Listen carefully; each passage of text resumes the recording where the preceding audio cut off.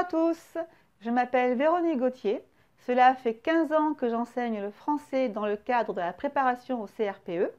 J'ai été institutrice pendant 12 ans et j'ai également été correctrice pour l'épreuve de français.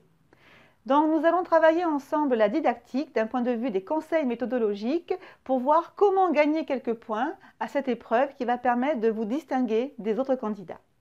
Si j'ai choisi de travailler la didactique avec vous, c'est parce que c'est souvent des 3 épreuves de français celle qui vous fait le plus peur.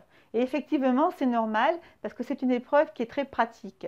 Et mes étudiants d'ailleurs me disent souvent, on ne sait pas comment aborder cette épreuve, on ne comprend pas ce qui est attendu de nous, on ne sait pas par où commencer. Donc je vais vous donner quelques conseils méthodologiques qui vont vous permettre de dédramatiser l'épreuve, de pouvoir répondre facilement aux questions et peut-être même d'y prendre un peu de plaisir parce que c'est quand même le cœur de notre métier. Le premier conseil que je vais vous donner, c'est la lecture du paratexte. Vous allez prendre quelques minutes pour regarder la date d'édition du manuel, si ça en est un. S'il a été édité en 2010, il ne peut pas être strictement conforme au programme de 2018. Vous regarderez également le niveau de cycle et le niveau de classe, puisque c'est par rapport à ces niveaux que vous pourrez évaluer par rapport aux attendus de fin de cycle.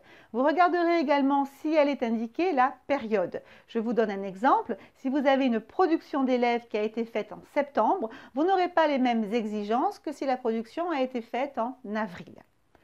Le fait de faire attention à ces aspects, ça va permettre d'éviter des erreurs. Parce que si vous faites des erreurs, votre correcteur va être mal disposé à votre égard. Et à la fin, s'il hésite entre 10 et 10,25, il peut opter pour le 10. Et vous savez très bien qu'un quart de point à ce concours, ça peut être 100 places au classement.